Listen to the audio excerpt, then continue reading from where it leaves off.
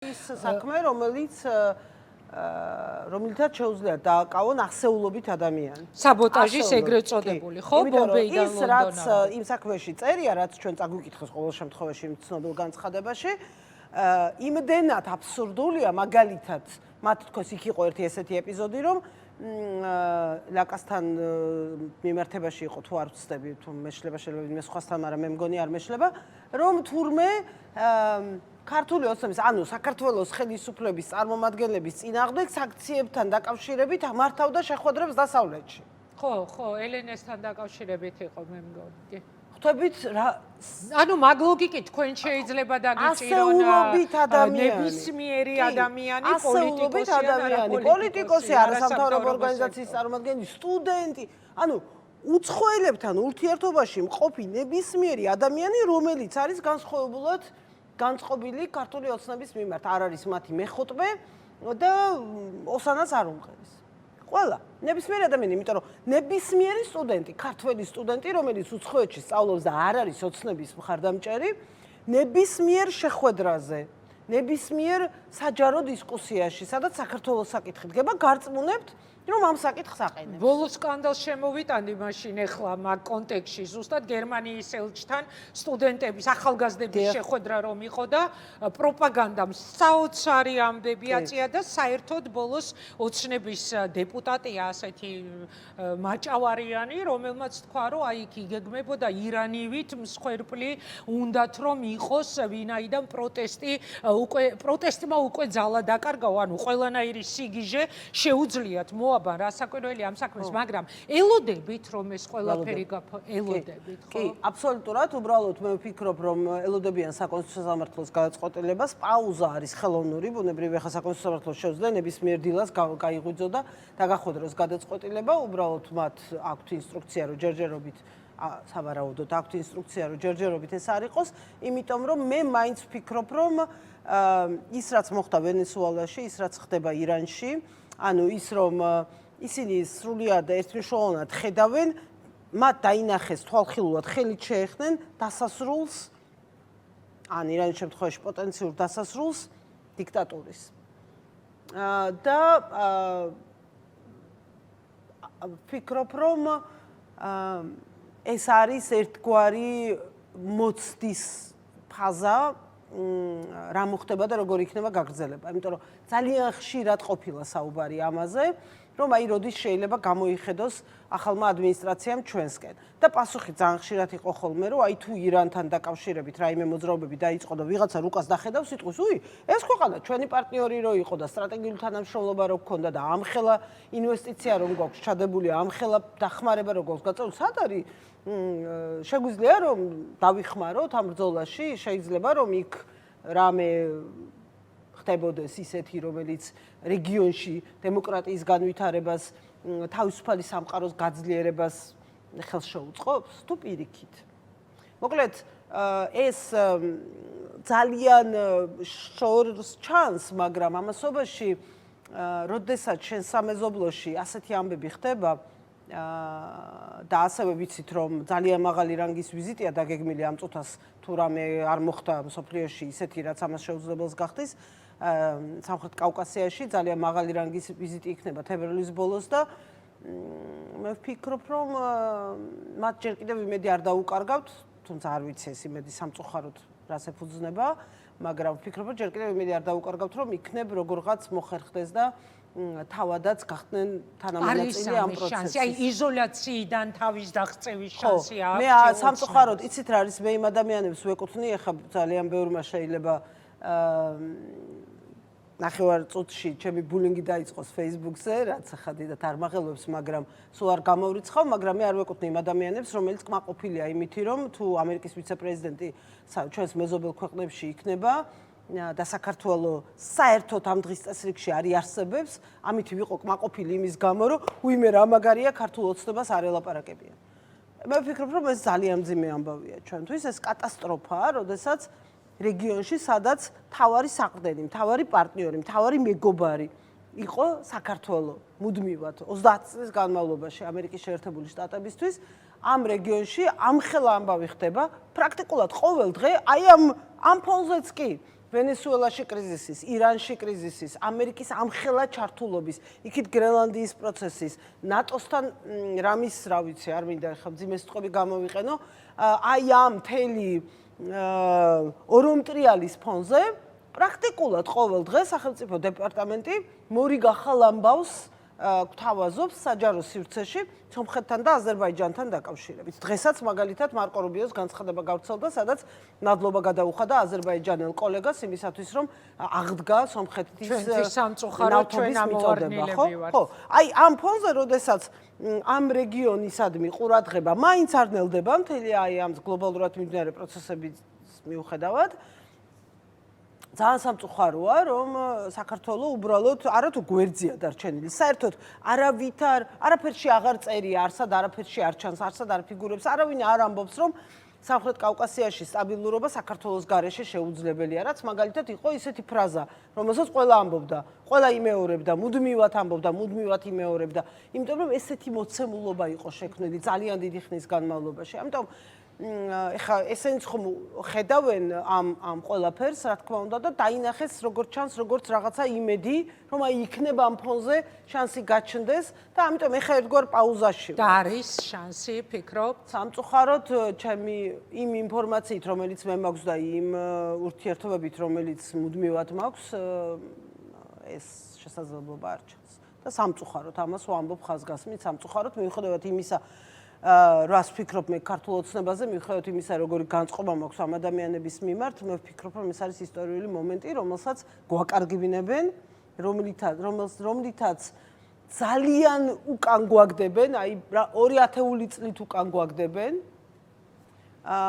და ძალიან მძიმე იქნება ნებისმიერი ხელის ჩამორთმევის დანახვა, მაგრამ სიმართლე რო გითხრათ, ეს მეასეხარისხოვანია იმ ფონზე, რომ უბრალოდ გაქრე ამერიკის ორბიტიდან და გაქრე ამ სტრატეგიული პარტნიორობიდან, რომელმაც გადაგვარჩინა და აქამდე მოგვიყარა. ჩვენ არ ვიცი, შეიძლება ქართული ოცნება იმაზეც ფიქრობს და იმ ვერსიაზეც მუშაობს, რომ აი ამ გლობალური სოფლიოს გადანაწილების ახალი საერთაშორისო წესრიგის გლობალური გამოწვევების ფონზე, თუ სხვები გადაგვიწყვეტენ, რომ ჩვენ რუსეთის სამეზობლოდ უნდა დავრჩეთ და ეს ჩვენი ბრალი კი არ იქნება, არამედ ესე გადაწყდება. ხო, მაშინ ეს არაუშავს ნორმალური ამბავია და ყველანი კმაყოფილები ვიქნებით.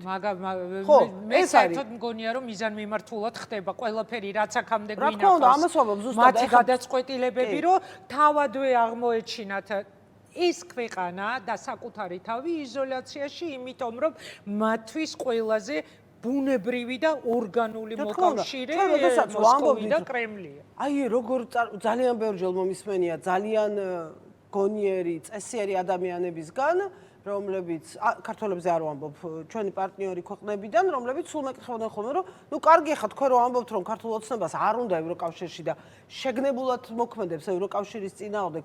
აი ეხა ეს ხო არალოგიკურია. და ხო ეხა ესე თუ შეხედავ რაციონალური ადამიანის გადასახედვები, რა თქმა უნდა არალოგიკურია, რა თქმა უნდა სიგიჟის ზღვარზია, უბრალოდ რაღაცა ფსიქიატრიული მოვლენა. მაგრამ ამასობაში ხო ვიცით რომ ფაქტია. ფაქტია რომ პროცესის საბოტირება მოახდინა ყველა ნაბიჯზე ქართულმა ოცნებამ. რატომ? იმიტომ რომ მათ ეშინიათ ევროკავშირის. ევროკავშირი ეს არის წესები, ეს არის კანონის უზენაესობა, ეს არის სამართლიანი არჩევნები, ეს არის სამართლიანი სასამართლო, ეს არის გათავისუფლება ოლიგარქიისგან, გათავისუფლება კორუფციისგან და ამის გარეშე არიციან მათ ქვეყნის მართვა. ამის გარეშე მათ არიციან როგორ უნდა მოიგონ არჩევნები. მათ არიციან როგორ უნდა შეინარჩუნონ ხელისუფლება. ამიტომ ევროკავშირი მათთვის არის საშიში. შესაბამისად ყველაფერი გააკეთეს იმისთვის რომ აქამდე ვიყოთ.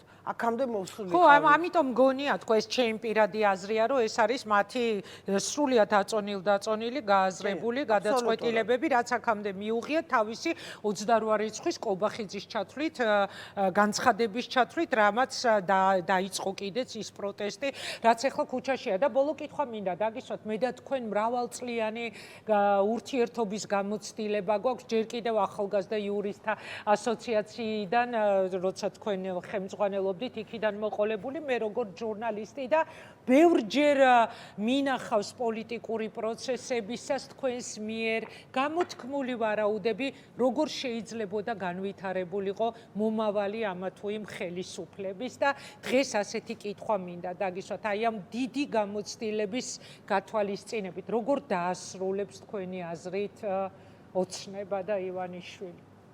ხო, მე ვფიქრობ, რომ ძალიან მძიმედ დაასრულებს ივანიშვილი. ოცნება უბრალოდ გაქრება, ისევე როგორც გაქრა პრაქტიკულად ყველა სახელისუფლებო პარტია ამ ქვეყანაში და ოცნებაც აღარ იარსებებს მაშინ, როგორც ხელისუფლებაში აღარ იქნებიან, მაგრამ ივანიშვილი მე ვფიქრობ, რომ ძალიან მძიმედ დაასრულებს თავის რამდენიმე მინიონთან ერთად, რომლებიც ახლა რაღაცა სახელებს ეძახიან საკუთარ თავს პრემიერ-მინისტრებს და პარლამენტის თავმჯდომარეებს და ასე შემდეგ, იმიტომ რომ არსებობს კანონზომიერებები, რომელიც სამწუხაროდ რომელსაც ვერ აცდებიან.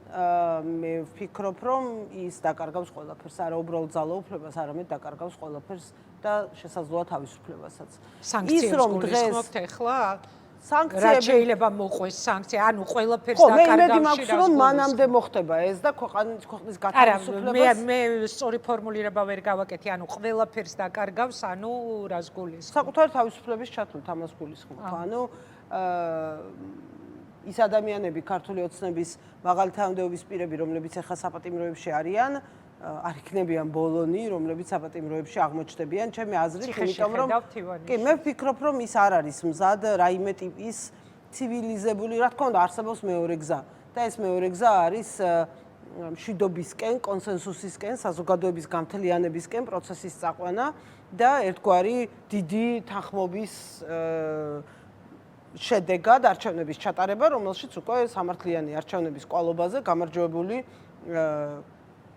მოხდება ხელისუფლების მშვიდობიანი გადაბარება, გამარჯვებული გახდება იქნება ხელისუფლება და აი ამ შეთანხმების ფარგლებში რაღაცა ტიპის შერიგების მექანიზმი იმუშავებს. მაგრამ მე ვერ ვხედავ ამ პოტენციალს დღეს მათში, რომ ისინი მზად იყვნენ, ისინი არიან ან ყველაფერი ან არაფერი გზაზე დგანან. და როდესაც ასეთ გზაზე დგახარ, რა თქმა უნდა, მე გამარჯვებულს მიაქვს ყველაფერი, მათ შორის შენი თავისუფლებაც. ეს დაემართა სააკაშვილს და მე ვფიქრობ, იგივე დაემართება თამათაც. ხო, არაფერს აღარ გამოვრიცხავ მე პირადად, აი კიდევ ერთხელ გავიმეორებ, დღეს რა სურათიც გვაქვს აქედან გამომდინარე, გულისხმობ ღარიბაშვილის ციხეში. რეალურად ამ ქვეყანაში უკვე ყველაფერი რომ შეიძლება მოხდეს, მაგას აღარ გამოვრიცხავ ნამდვილად. კი, რა თქმა უნდა, უბრალოდ ჩვენ გვჭირდება რა?